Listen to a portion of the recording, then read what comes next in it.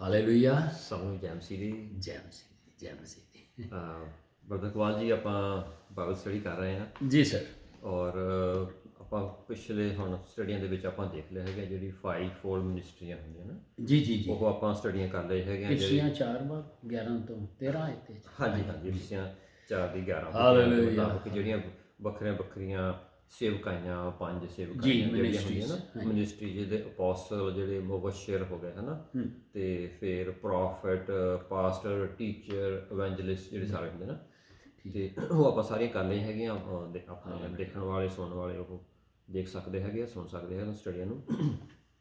ਤੇ ਹੁਣ ਜਿਹੜਾ ਹੈਗਾ ਜੀ ਆਪਾਂ ਕਰਨਾ, ਤੇ ਜਿਹੜੇ ਰੂਹਾਨੀ ਦਾਤਾਂ ਪਵਿੱਤਰ ਆਤਮਾ ਦਿੰਦਾ, ਪਰਮੇਸ਼ਰ ਦਿੰਦਾ ਹੈਗਾ ਪਵਿੱਤਰ ਆਤਮਾ ਦੇ ਜ਼ਰੀਏ, ਜੀ ਜੀ, ਉਹ ਆਪਣੇ ਰਾਜ ਦੇ ਲਈ ਆ ਉਹ ਪਰਮੇਸ਼ਰ ਆਪਣੇ ਰਾਜ ਦੇ ਲਈ, ਆਪਣੇ ਕੰਮਾਂ ਦੇ ਲਈ ਉਹ ਗਿਫਟਸ ਨੂੰ, ਸੇਵਕਾਈ ਦੇ ਲਈ ਉਹ ਇਸਤੇਮਾਲ ਕਰਨਾ ਹੁੰਦਾ ਹੈ ਨਾ ਜੀ। ਤੇ ਉਹ ਗਿਫਟ ਨੂੰ ਕਿਸ ਤਰ੍ਹਾਂ, ਉਹ ਕੀ ਪ੍ਰੋਸੈਸ ਹੈਗਾ ਆ, ਉਹ ਸੇਵਕਾਈ ਦੇ ਵਿੱਚ ਜਾਂ ਮਿਨਿਸਟਰੀ ਦੇ ਵਿੱਚ ਸੇਵਕਾਈ ਕਨਵਰਟ ਹੋਣਾ, ਹਾਂ, ਤਬਦੀਲ ਹੋ ਸਕਣ।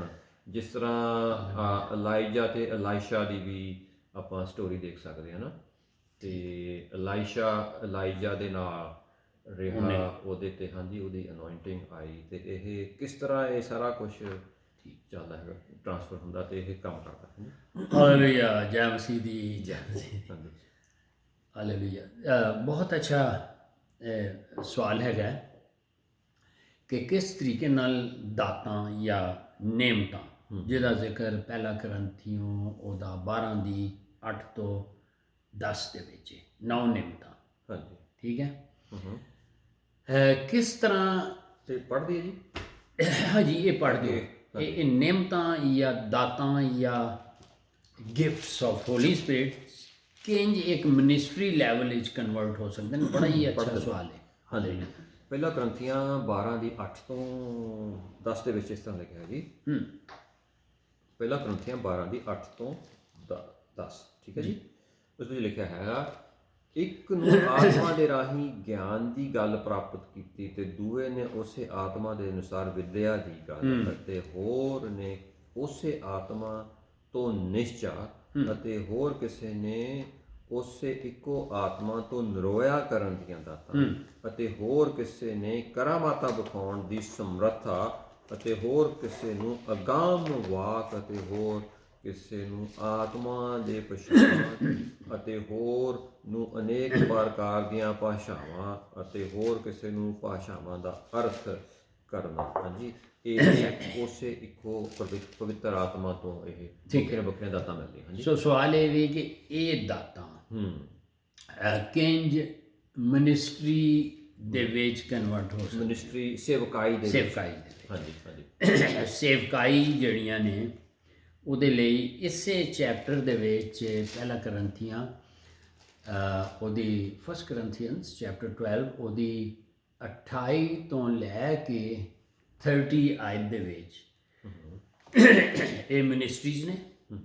ਔਰ ਫਿਰ ਇਫਸੀਆਂ ਜਿਹੜੀ ਆਲਰੇਡੀ ਕਰ ਚੁੱਕੇ ਆ, ਇਹ ਜਿਹੜੀ ਲੀਡਿੰਗ ਮਿਨਿਸਟਰੀਜ਼ ਨੇ, ਜਿਹੜੀ ਕਿਆਦਤੀ ਮਿਨਿਸਟਰੀਜ਼ 5 ਫੋਲਡ ਹੈ ਨਾ, ਇਫਸੀਆਂ 4 ਦੀ 11 ਤੋਂ 13 ਦੇ ਵਿੱਚ ਹੈ ਨਾ। ਯਾਨੀ ਇਹ ਜਿਹੜੀਆਂ ਦਾਤਾਂ ਨੇ ਇਹ ਇਹਨਾਂ 'ਚ ਕਿੰਝ ਕਨਵਰਟ ਹੋ ਸਕਦੀਆਂ ਨੇ, ਜਾਂ ਆਫਿਸ ਜਾਂ ਐਡਮਿਨਿਸਟ੍ਰੇਸ਼ਨ ਦੇ ਵਿੱਚ, ਠੀਕ ਹੈ ਜੀ। ਸੋ ਉਹ ਪੜ੍ਹ ਦਿਓ ਕਿ ਇਹਨਾਂ 'ਚ ਕਨਵਰਟ ਹੋਣੀਆਂ ਨੇ, ਇਹ 9 ਦਾਤਾਂ ਇਹਦੇ ਵਿੱਚ ਕਨਵਰਟ ਹੋਣੀਆਂ ਨੇ। ਹਾਂ, ਆਪਾਂ ਇਹ 9 ਦਾਤਾਂ ਪੜ੍ਹ ਲਈਆਂ। ਪਹਿਲਾ ਕਰੰਥੀਆਂ 12 ਦੀ 8 ਤੋਂ 10। ਹਾਂਜੀ, ਇਹ ਪੜ੍ਹ ਲਈਆਂ। ਹਾਂ, ਤੇ ਹੁਣ ਆਪਾਂ ਪੜ੍ਹਦੇ ਜੀ ਪਹਿਲਾ ਕਰੰਥੀਆਂ 12 ਦੀ 28 ਤੋਂ 30। ਹਾਂ, ਇਹ ਮਿਨਿਸਟਰੀਜ਼ ਨੇ। ਹਾਂ, ਤੇ ਇਫਸੀਆਂ 'ਚ ਵੀ ਜਿਹੜੀਆਂ ਨੇ ਉਹ ਵੀ ਮਿਨਿਸਟਰੀ ਪੜ੍ਹ ਦੇਵਾਂਗੇ, ਕਿਉਂਕਿ ਨਵੀਂ ਸਟੱਡੀ ਆਪਾਂ ਦੁਬਾਰਾ ਫਿਰ ਪੜ੍ਹ ਦਾਂਗੇ। ਹਾਂਜੀ, ਕੋਈ ਗੱਲ ਨਹੀਂ, ਬਹੁਤ ਅੱਛਾ। ਹਾਂਜੀ, ਤੇ ਪਹਿਲਾ ਕਰੰਥੀਆਂ 12 ਦੀ 28 ਤੋਂ 30 ਵਿੱਚ ਇਸ ਤਰ੍ਹਾਂ ਲਿਖਿਆ ਹੈ ਜੀ, 28 ਤੋਂ 30 ਪਹਿਲਾ ਕਰੰਥੀਆਂ ਜੀ। ਅਤੇ ਕਲੀਸਿਆ ਵਿੱਚ ਪਰਮੇਸ਼ਰ ਨੇ ਕਈਆਂ ਨੂੰ ਥਾਪਿਆ ਹੋਇਆ ਹੈ, ਪਹਿਲਾਂ ਰਸੂਲਾਂ ਨੂੰ, ਦੂਜੇ ਨਬੀਆਂ, ਤੀਜੇ ਉਪਦੇਸ਼ਕਾਂ, ਤੇ ਫਿਰ ਕਰਾਮਾਤੀਆਂ ਨੂੰ, ਫਿਰ ਨਿਰੋਇਆ ਕਰਨ ਦੀਆਂ ਦਾਤਾਂ ਵਾਲਿਆਂ ਨੂੰ, ਉਪਕਾਰੀਆਂ ਨੂੰ, ਹਾਕਮਾਂ ਨੂੰ, ਅਤੇ ਅਨੇਕ ਪ੍ਰਕਾਰ ਦੀਆਂ ਭਾਸ਼ਾਵਾਂ ਬੋਲਣ ਵਾਲਿਆਂ ਨੂੰ। ਠੀਕ ਹੈ ਜੀ। ਤੇ ਤੇ ਕੀ ਸਾਰੇ ਰਸੂਲ ਹਨ, ਕੀ ਸਾਰੇ ਨਬੀ ਹਨ, ਕੀ ਸਾਰੇ ਉਪਦੇਸ਼ਕ ਹਨ, ਕੀ ਸਾਰੇ ਕਰਾਮਾਤੀ ਹਨ, ਕੀ ਸਭਨਾਂ ਨੂੰ ਨਰੋਇਆ ਕਰਨ ਦੀਆਂ ਦਾਤਾਂ ਮਿਲੀਆਂ ਹਨ, ਕੀ ਸਾਰੇ ਅਨੇਕ ਪ੍ਰਕਾਰ ਦੀਆਂ ਭਾਸ਼ਾਵਾਂ ਬੋਲਦੇ ਹਨ, ਕੀ ਸਾਰੇ ਅਰਥ ਕਰਦੇ ਹਨ। ਹਾਂਜੀ, ਇਹ ਸਾਰੀਆਂ ਵੱਖਰਿਆਂ ਨੂੰ ਮਤਲਬ ਦੱਸਿਆ। ਹਾਂਜੀ ਜੀ, ਇਹ ਮਿਨਿਸਟਰੀਜ਼ ਨੇ, ਇਸ ਲਈ ਉਹ ਕਹਿ ਰਿਹਾ ਕਿ ਹਾਲਾਂਕਿ ਦਾਤਾਂ ਤੇ ਸਾਰਿਆਂ ਲਈ ਨੇ, ਹਾਂ, ਲੇਕਿਨ ਜਦੋਂ ਇੱਕ ਮਿਨਿਸਟਰੀ ਦੇ ਵਿੱਚ ਆਣਾ ਹੈ, ਉਹ ਇਸ ਲਈ ਕਹਿ ਰਿਹਾ ਕਿ ਇਹ ਸਾਰੇ ਦਾਤਾਂ ਨੂੰ ਕੰਪੇਅਰ ਕਰ ਰਿਹਾ, ਤੇ ਇਸ ਲਈ ਇਹ ਦਾਤਾਂ ਤੇ ਫਿਰ ਹਰ ਇੱਕ ਨੂੰ ਅਲੱਗ ਅਲੱਗ, ਲੇਕਿਨ ਰਸੂਲ ਕੋਲ ਇਹ ਸਾਰਾ ਕੁਝ ਹੁੰਦਾ ਹੈ। ਹਾਂਜੀ, ਅੱਛਾ, ਹੁਣ ਕੀ ਕਹਿ ਰਹੇ ਸੋ? ਹਾਂ, ਆਪਾਂ ਇਫਸੀਆਂ 4 ਦੀ 11 ਤੋਂ 13 ਹਾਂਜੀ, ਉਹ ਵੀ ਮਿਨਿਸਟਰੀ ਤੇ ਦਾਤਾਂ ਕਿੰਜ ਇਹਨਾਂ ਚ ਕਨਵਰਟ ਹੁੰਦੀਆਂ, ਇਹ ਗੱਲ ਬਹੁਤ ਹੁਣ ਸਮਝ ਆ ਗਈ। ਠੀਕ ਹੈ ਜੀ। ਤੇ ਹਾਂਜੀ, ਇਫਸੀਆਂ 4 ਦੀ 11 ਤੋਂ 13 ਦੇ ਵਿੱਚ ਇਸ ਤਰ੍ਹਾਂ ਲਿਖਿਆ ਹੈ ਜੀ, ਉਹਨੇ ਕਈਆਂ ਨੂੰ ਰਸੂਲ, ਕਈਆਂ ਨੂੰ ਨਬੀ, ਕਈਆਂ ਨੂੰ ਪ੍ਰਚਾਰਕ, ਕਈਆਂ ਨੂੰ ਪਾਸਬਾਨ ਅਤੇ ਉਸਤਾਦ ਕਰਕੇ ਦਿੱਤਾ, ਤਾਂ ਜੋ ਸੇਵਕਾਈ ਦੇ ਕੰਮ ਲਈ ਸੰਤ ਸਿੱਧ ਹੋਣ ਅਤੇ ਮਸੀਹ ਦੀ ਦੇਹ ਉਸਾਰੀ ਜਾਵੇ। ਤੇ ਜਦੋਂ ਤੱਕ ਅਸੀਂ ਸਭੇ ਨਿਸ਼ਚਾ ਦੀ ਅਤੇ ਪਰਮੇਸ਼ਰ ਦੇ ਪੁੱਤਰ ਦੀ ਪਛਾਣ ਤੇ ਏਕਤਾ ਦੇ ਪੂਰੇ ਮਰਦ ਪਾਉਣੇ ਤੱਕ, ਅਰਥਾਤ ਮਸੀਹ ਦੀ ਪੂਰੀ ਢੀਲ ਦੇ ਅੰਦਾਜ਼ੇ ਤੱਕ ਨਾ ਪਹੁੰਚੇ। ਸੋ ਮਤਲਬ ਇਹ ਹੋ ਗਿਆ ਕਿ ਉਹ ਜਿਹੜੀਆਂ ਦਾਤਾਂ ਪੜੀਆਂ ਸਨ 9, ਉਹ ਇਹਨਾਂ ਮਿਨਿਸਟਰੀਜ਼ ਦੇ ਵਿੱਚ ਕਿੰਜ ਕਨਵਰਟ ਹੋ ਸਕਦੀਆਂ। ਅੱਛਾ, ਵੈਸੇ ਇੱਕ ਹਵਾਲਾ ਹੋਰ ਪੜ੍ਹ ਲਓ, ਸਾਰਾ ਕੁਛ ਹੀ ਖੁਦਾਵੰਦ ਦੇ ਬਦਨ ਦੇ ਲਈ ਹੈਗਾ। ਇਫਸੀਆਂ 4 ਦੀ 3 ਤੇ 4 ਆਇਤ ਵੀ ਪੜ੍ਹ ਦਿਓ, ਤਾਂ ਕਿ ਇਹ ਨਾ ਹੋਵੇ ਜੇ ਕਿ ਜਿਹੜੇ ਮਿਨਿਸਟਰੀਜ਼ ਅਲੱਗ ਅਲੱਗ ਮਿਨਿਸਟਰੀਜ਼ ਨੇ, ਉਹ ਆਪਣੇ ਆਪ ਨੂੰ ਕੋਈ ਇਹ ਨਾ ਸਮਝ ਲੈਣ ਬਈ ਅਸੀਂ ਬੜੀ ਵੱਡੀ ਚੀਜ਼ ਹੈਗੇ ਆ, ਜਾਂ ਬਹੁਤ ਹੀ ਵੱਡਾ ਸਾਡੇ ਕੋਲ ਸੁਪਰ ਕ੍ਰਿਸਚਨ ਬਣ ਗਿਆ। ਨਹੀਂ, ਬਾਤ ਇਸ ਵਰਸ ਤੇ ਆਂਦੀ ਹੈ, ਇਹਨੂੰ ਮੱਦੇ ਨਜ਼ਰ ਰੱਖਣਾ ਹੈ ਜਾਂ ਇਹਦੇ ਤੇ ਫੋਕਸ ਰੱਖਣਾ ਹੈ। ਇਹ ਜਿਹੜੀ ਇਫਸੀਆਂ 4 ਦੀ 3 ਤੇ 4 ਹੈ, ਤੇ ਇਸ ਲਈ ਕੋਈ ਆਪਣੇ ਆਪ ਨੂੰ ਵੱਧ ਨਾ ਸਮਝੇ। ਬਿਲਕੁਲ ਜੀ। ਇਫਸੀਆਂ 4 ਦੀ 3 ਤੇ 4 ਵਿੱਚ ਇਸ ਤਰ੍ਹਾਂ ਲਿਖਿਆ ਜੀ, ਇਫਸੀਆਂ 4 ਦੀ 3 ਤੇ 4, ਅਤੇ ਮਿਲਾਪ ਦੇ ਬੰਧ ਵਿੱਚ ਆਤਮਾ ਦੀ ਏਕਤਾ ਦੀ ਪਾਲਣਾ ਕਰਨ ਦਾ ਯਤਨ ਕਰੋ। ਇੱਕੋ ਦੇਹੀ ਅਤੇ ਇੱਕੋ ਆਤਮਾ ਹੈ, ਜਿਵੇਂ ਤੁਸੀਂ ਵੀ ਆਪਣੇ ਸੱਦੇ ਦੇ ਇੱਕੋ ਆਸ ਵਿੱਚ ਸੱਦੇ ਗਏ। ਠੀਕ। ਸੋ ਇਹਦੇ ਵਿੱਚ ਇਹ ਨਹੀਂ ਕਿ ਇੱਕ ਗੱਲ ਯਾਦ ਰੱਖੋ, ਜਿਹੜਾ ਪਰਮੇਸ਼ਵਰ ਪ੍ਰਭੂ ਦਾ ਖਾਦਮ, ਵੱਡਾ ਵੇ ਜਾਂ ਛੋਟਾ ਵੇ, ਇਹ ਸਾਡੀ ਨਜ਼ਰ ਵਿੱਚ ਹੈ ਯਾਰ ਉਹ ਬਹੁਤ ਵੱਡਾ ਖਾਦਮ ਹੈ।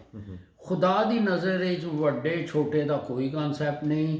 ਖੁਦਾ ਦੀ ਨਿਗਾਹ 'ਚ ਵੱਡਾ ਖਾਦਮ, ਛੋਟਾ ਖਾਦਮ, ਜਿੰਜ ਅਸੀਂ ਕਹਿ ਰਹੇ ਹਾਂ, ਖਾਦਮ ਹੀ ਹੁੰਦਾ ਹੈ। ਪਹਿਲੇ ਤਾਂ ਇਹ ਕਲੀਅਰ ਕਰ।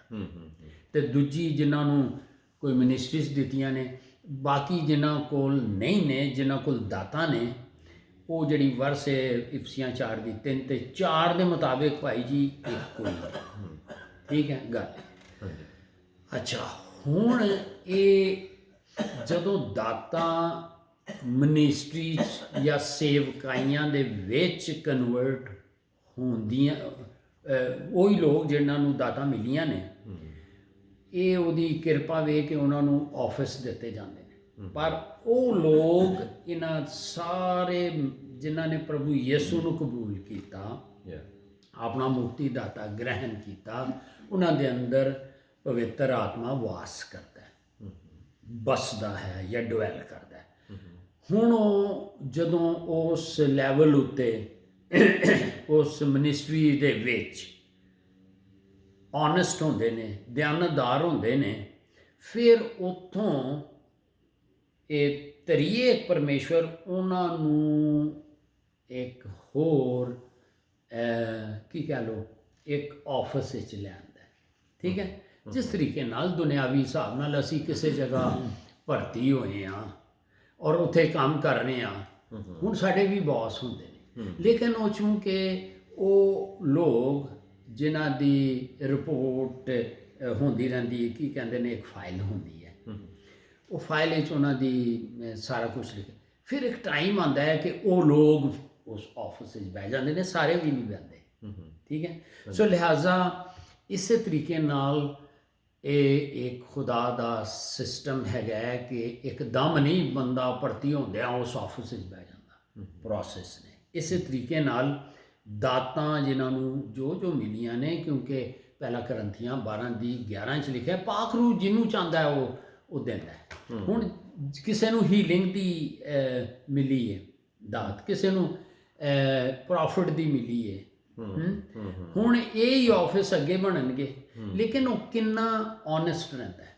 ਹੁਣ ਤੁਸੀਂ ਦਾਤਾਂ ਤੇ ਆਲਰੇਡੀ ਸਟੱਡੀਆਂ ਹੋ ਗਈਆਂ ਨੇ, ਸਟੱਡੀਜ਼ ਹੋ ਗਈਆਂ। ਹੁਣ ਤੁਸੀਂ ਇੱਕ ਬੜਾ ਹੀ ਡੀਪ ਸਵਾਲ ਹੈ ਕਿ ਕਿਸ ਤਰ੍ਹਾਂ ਉਹ ਦਾਤਾਂ, ਗਿਫਟਸ, ਨੇਮਤਾਂ ਆਫਿਸ ਵਿੱਚ ਕਨਵਰਟ ਹੋਣਗੀਆਂ। ਵਾਬਡਾ, ਅਸੀਂ ਪਾਕਿਸਤਾਨ 'ਚ ਕਹਿੰਦੇ ਹਾਂ ਵਾਬਡਾ, ਬਿਜਲੀ ਡਿਪਾਰਟਮੈਂਟ ਦੇ ਸੁਪਰਵਾਈਜ਼ਰ ਰਹੇ ਨੇ। ਹੁਣ ਇਹਨਾਂ ਨੂੰ ਪੁੱਛੋ, ਜਦੋਂ ਬੰਦਾ ਭਰਤੀ ਹੁੰਦਾ ਹੈ ਤਾਂ ਬੜੀ ਮਿਹਨਤ ਕਰਦਾ ਹੈ ਨਾ, ਫਿਰ ਇੱਕ ਪ੍ਰਮੋਸ਼ਨ ਲਫ਼ਜ਼ ਹੈ ਜਾਂ ਉਹਨੂੰ ਕੀ ਕਹਿੰਦੇ, ਪ੍ਰਮੋਸ਼ਨ ਹੁੰਦੀ ਹੈ ਨਾ, ਤਰੱਕੀ ਤਜਰਬੇ ਨਾਲ ਹੀ। ਇਸੇ ਤਰੀਕੇ ਨਾਲ ਖੁਦਾ ਜਿਹੜਾ ਪਾਕ ਰੂਹ ਖੁਦਾਵੰਦ ਹੈ, ਉਹ ਵਹਿੰਦਾ ਹੈ ਕਿ ਪਿਤਾ ਜੀ ਵਹਿੰਦੇ ਨੇ ਤੇ ਪ੍ਰਭੂ ਯਿਸੂ ਮਸੀਹ ਵੀ, ਇਹ ਸਾਰਾ ਕੁਛ ਇਕੱਠੇ ਹੀ ਫੈਸਲਾ ਕਰਦੇ ਨੇ। ਪੂਰਾ ਬੋਰਡ ਬਹਿ ਜਾਂਦਾ ਹੈ। ਸੋ ਇਸੇ ਤਰੀਕੇ ਨਾਲ ਬਈ ਇਹ ਜਦੋਂ ਇੱਕ ਦਾਤ ਨੂੰ ਇੱਕ ਮਿਨਿਸਟਰੀ 'ਚ ਕਨਵਰਟ ਹੋਣ ਤੋਂ ਪਹਿਲੇ ਇੱਕ ਪ੍ਰੋਸੈਸ ਹੁੰਦੇ ਨੇ, ਠੀਕ ਹੈ। ਔਰ ਇਹਨੂੰ ਕਹਿੰਦੇ ਨੇ, ਇਹ ਜਿਹੜਾ ਮਿਨਿਸਟਰੀ ਨੂੰ ਆਫਿਸ ਵਿੱਚ ਕਨਵਰਟ ਹੋਣਾ ਹੁੰਦਾ, ਇਹਨੂੰ ਕਹਿੰਦੇ ਨੇ ਹਾਇਰ ਕਾਲਿੰਗ, ਉੱਚੀ ਬੁਲਾਹਟ। ਇਹ ਕੀ ਹੁੰਦੀ ਹੈ, ਪਹਿਲੇ ਇਹਦੇ ਮੁਤਲਕ ਦੇਖ ਲਈਏ। ਇਹ ਹਾਇਰ ਕਾਲਿੰਗ ਦੇ ਵਿੱਚ ਉਹ ਜਿਹੜੀਆਂ ਨੇਮਤਾਂ, ਦਾਤਾਂ, ਜਦੋਂ ਉਹ ਕੱਲੀ ਮਿਨਿਸਟਰੀ 'ਚ ਕਨਵਰਟ ਹੋ ਰਹੀਆਂ ਹੁੰਦੀਆਂ ਨੇ, ਇਹ ਉਹ ਲੈਵਲ ਹੈ ਜਿਹੜਾ ਹਾਇਰ ਕਾਲਿੰਗ ਦਾ ਹੈ। ਜਿਸ ਤਰੀਕੇ ਨਾਲ ਇੱਕ ਵਰਕਰ ਸਟਾਫ ਵਿੱਚ ਆਉਂਦਾ ਹੈ, ਮਤਲਬ ਇਹਨੂੰ ਤੁਸੀਂ ਇਮੈਜਿਨ ਕਰ ਸਕਦੇ ਹੋ, ਉਹ ਫਿਰ ਅਸਿਸਟੈਂਟ ਮੈਨੇਜਰ, ਇਹ ਉਹ ਪੋਸਟ ਹੈਗੀ ਹੈ ਜਿਹੜੀ ਪਬਲਿਕ ਸੈਕਟਰ ਉੱਤੇ ਕੰਮ ਕਰਦੀ ਹੈ। ਮਤਲਬ ਹੋਰਾਂ ਕੰਪਨੀਆਂ ਨਾਲ ਗੱਲ ਕਰਨੀ ਜਾਂ ਕਿ ਇਸੇ ਤਰੀਕੇ ਨਾਲ ਇਹਦੇ ਲਈ ਇੱਕ ਰਿਕੁਆਇਰਮੈਂਟ ਹੈਗੀ ਹੈ, ਇਹਨੂੰ ਕਹਿੰਦੇ ਨੇ ਹਾਇਰ ਕਾਲਿੰਗ। ਇਹ ਉਹ ਕਾਲਿੰਗ ਹੈਗੀ ਹੈ ਕਿ ਖੁਦਾ ਨੇ ਆਪਣੇ ਪਾਕ ਰੂਹ ਦੇ ਵਸੀਲੇ ਨਾਲ ਜਦੋਂ ਇਹ ਫੈਸਲਾ ਹੋ ਜਾਂਦਾ ਹੈ ਕਿ ਇਹ ਬੰਦਾ ਜਾਂ ਮੇਰੀ ਬੰਦੀ ਇਹਦੇ ਵਿੱਚ ਆਵੇ, ਤੇ ਫਿਰ ਉਹਨੂੰ ਉਹਨਾਂ ਅੱਗੇ ਹੁੰਦਾ ਕਿ ਪਿਤਾ ਕਹਿੰਦਾ ਮੇਰੇ ਪੁੱਤਰ ਵਰਗੇ ਇਹ ਬਣਨ। ਅੱਛਾ, ਔਰ ਉਹ ਪਹਿਲੀ ਚੀਜ਼ ਸਿਖਾਉਂਦਾ ਹੈ ਕਿ ਇਹ ਮਸਲੂਬੀਅਤ ਕੀ ਹੈ, ਕਰੂਸੀਫਿਕਸ਼ਨ ਦੇ ਵਿੱਚ ਕੀ ਹੈ, ਯਾਨੀ ਯਿਸੂ ਦਾ ਇਹ ਮੁਕਾਸ਼ਫਾ ਉਹਨਾਂ ਦੇ ਅੰਦਰ ਖੁੱਲ੍ਹਣਾ ਚਾਹੀਦਾ ਹੈ ਕਿ ਕਿੰਝ ਉਹ ਜਿਹੜਾ ਸ਼ਬਦ ਸੀ ਗੋਡ, ਉਹ ਦੇਹਧਾਰੀ ਹੋ ਕੇ ਆਇਆ, ਔਰ ਕਿੰਨੀ ਉਹਨੇ ਮਤਲਬ ਹੈ ਕਿ ਦੇਹ ਦੇ ਵਿੱਚ, ਯਾਨੀ ਇਸ ਜਿਸਮ ਦੇ ਵਿੱਚ ਵੀ ਉਹਨੇ ਐਜ਼ ਏ ਇਨਸਾਨ ਹੋਣ ਦੇ ਤਰੀਕੇ ਨਾਲ ਬਹੁਤ ਕੁਝ ਸਿੱਖਿਆ, ਠੀਕ ਹੈ। ਔਰ ਦੂਜਾ ਕਿ ਓਬੀਡੀਐਂਸ, ਇਹ ਦੋ ਚੀਜ਼ਾਂ, ਕਰੂਸੀਫਿਕਸ਼ਨ ਦਾ ਰੈਵੋਲੇਸ਼ਨ ਤੇ ਦੂਜੀ ਓਬੀਡੀਐਂਸ, ਠੀਕ ਹੈ। ਅਗਰ ਇਹਨੂੰ ਅਸੀਂ ਥੋੜ੍ਹਾ ਜਿਹਾ ਦੇਖ ਲਈਏ, ਸੋ ਇਹ ਬਾਈਬਲ ਦੇ ਵਿੱਚ ਅਸੀਂ ਥੋੜ੍ਹਾ ਜਿਹਾ ਇਹਨੂੰ ਦੇਖ ਲਈਏ ਕਿ ਕਿਸ ਤਰੀਕੇ ਨਾਲ ਇਹ ਜ਼ਰੂਰੀ ਹੈ। ਸੋ ਇਹ ਇੱਕ ਗੱਲ ਇਹ ਹੁੰਦੀ ਹੈ ਕਿ ਯਿਸੂ ਵਰਗਾ ਉਹਨਾਂ ਦਾ ਮਜ਼ਾਜ ਜਾਂ ਸੁਭਾਅ ਕਹਿ ਲਓ, ਉਹ ਹੋਣਾ ਚਾਹੀਦਾ ਹੈ। ਸੋ ਇਹ ਕੱਢ ਲਓ ਤੁਸੀਂ ਹਿਬਰੂ ਅਬਰਾਨੀਓ ਉਹਦੀ 5:7 ਤੇ 8 ਆਇਤ, ਇਹ ਪੜ੍ਹ। ਇਹ ਉਹ ਲੈਵਲ ਹੈ, ਇਹ ਅੱਗੇ ਕੰਮ ਟਾਈਟ ਹੀ ਹੁੰਦਾ ਜਾ ਰਿਹਾ, ਕਿਉਂਕਿ ਇਹ ਕੀ ਸੀ, ਉੱਚੀ ਬੁਲਾਹਟ ਦੇ ਵਿੱਚ ਤੁਸੀਂ ਇੱਕ ਦਾਤਾਂ ਵਾਲਾ ਬੰਦਾ ਉੱਚੀ ਬੁਲਾਹਟ ਵਿੱਚ ਜਾ ਰਿਹਾ ਹੈ, ਤੇ ਉਹਨੂੰ ਕੁਝ ਐਗਜ਼ਾਮ ਵੀ ਤਾਂ ਪਾਸ ਕਰਨੇ ਹੁੰਦੇ ਨੇ ਡਿਪਾਰਟਮੈਂਟਲ। ਬਿਲਕੁਲ ਜੀ, ਇਹ ਜਾਂ ਹੈ ਨਾ, ਕੀ ਹੁੰਦਾ ਜੋ ਵੀ ਤੁਸੀਂ ਇਹਨੂੰ ਬਿਆਨ ਕਰਨਾ, ਤੁਸੀਂ, ਮੈਂ ਤੁਹਾਨੂੰ ਟਿਪਸ ਦੇ ਰਿਹਾ, ਫਿਰ ਤੁਸੀਂ ਬੜਾ ਖੋਲ ਕੇ ਅੱਛਾ ਬਿਆਨ ਕਰ ਦਿਓ। ਸੋ ਅਸੀਂ ਯਿਸੂ ਦੀ ਮਿਸਾਲ ਦੇ ਦਈਏ ਕਿ ਖੁਦਾਵੰਦ ਯਿਸੂ ਮਸੀਹ ਨੇ ਜਦੋਂ ਸਾਡੀ ਤੇ ਕੁੱਲ ਦੁਨੀਆ ਦੀ ਖਾਤਰ ਆਪਣੀ ਜਾਨ ਦੇਣੀ ਸੀ, ਸ਼ਬਦ ਜਿਹੜਾ ਸੀ ਜਦੋਂ ਉਹ ਦੇਹਧਾਰੀ ਹੋ ਕੇ ਆਇਆ ਤੇ ਉਹ ਮਨੁੱਖ ਦੀ ਸੂਰਤ ਵਿੱਚ ਸੀ ਔਰ ਉਹਨੂੰ ਕੀ ਕਰਨਾ ਪੈ ਗਿਆ। ਹੁਣ ਇਹ ਅਸੀਂ ਕਹਿੰਦੇ ਤੇ ਆ ਫਟੋਫਟ ਸਾਡੇ ਕੋਲ ਇਹ ਦਾਤ ਹੈ ਤੇ ਮੈਂ ਜਾਵਾਂ ਬਾਹਰ ਤੇ ਵੱਡੇ ਵੱਡੇ ਮਤਲਬ ਜ਼ਿਹਨ 'ਚ ਹੁੰਦਾ ਹੈ ਕਿ ਵੱਡੇ ਵੱਡੇ ਕਰੂਸੇਡ ਕਰਾਂ, ਇਹ ਕਰਾਂ। ਇਹ ਭੁੱਲ ਜਾਂਦੇ ਆ ਕਿਉਂਕਿ ਅਸੀਂ ਵਾਅਦਾ ਕੀਤਾ ਹੁੰਦਾ। ਹਮੇਸ਼ਾ ਯਾਦ ਰੱਖਣਾ ਹੈ ਜੋ ਹੁੰਦੇ ਕਿ ਪ੍ਰਭੂ ਜੀ ਮੈਂ ਤੇਰੀ ਖਿਦਮਤ 'ਚ ਆ ਗਿਆ, ਜੋ ਵੀ ਕੁਰਬਾਨੀ ਲੱਗੇਗੀ ਉਹ ਸੁਣ ਰਿਹਾ ਹੁੰਦਾ ਹੈ, ਦੇਖ ਰਿਹਾ ਹੁੰਦਾ ਹੈ, ਅਸੀਂ ਭੁੱਲ ਜਾਂਦੇ ਹਾਂ, ਉਹਨੂੰ ਯਾਦ ਹੁੰਦਾ ਹੈ ਔਰ ਫਿਰ ਉਹ ਕਹਿੰਦਾ ਆ ਜਾਓ, ਓਕੇ। ਤੇ ਫਿਰ ਉਹ ਇਹ ਆਪਣੇ ਪੁੱਤਰ ਨੂੰ ਵੀ ਉਹਨੇ ਨਹੀਂ ਛੱਡਿਆ, ਸਰ ਪੁੱਤਰ ਨੂੰ ਵੀ ਨਹੀਂ ਛੱਡਿਆ। ਇਹ ਵਰਸ ਤੇ ਪੜ੍ਹ ਦਿਓ ਜ਼ਰਾ। ਹਾਂਜੀ, ਆਪਾਂ ਪੜ੍ਹਦੇ ਹਾਂ ਜੀ ਇਬਰਾਨੀਆਂ ਹਾਂਜੀ 5 ਦੀ 7 ਤੋਂ 8। ਹਾਂਜੀ, ਇਬਰਾਨੀਆਂ ਹੀਬਰੂ 5 ਦੀ 7 ਤੋਂ 8 ਵਿੱਚ ਇਸ ਤਰ੍ਹਾਂ ਲਿਖਿਆ ਹੈਗਾ। ਕਿਹਦੇ ਲਈ ਲਿਖਿਆ ਸਰ? ਹਾਂਜੀ, ਪੜਾਂਗੇ ਤਾਂ ਪਤਾ ਲੱਗੇਗਾ। God bless you guys. ਠੀਕ ਹੈ, ਦੇਖੋ ਐਵੇਂ ਨਹੀਂ ਜਿੰਨੇ ਬੋਲ ਦਿੱਤਾ ਤੇ ਓਕੇ ਓਕੇ ਨਹੀਂ। ਇਹ ਹਾਂ, ਇਹ 'ਚ ਲਿਖਿਆ ਹੈ ਜੀ। ਜੀ ਹਾਂਜੀ, ਇਸ ਲਿਖਿਆ ਹੈ ਉਹਨਾਂ ਨੇ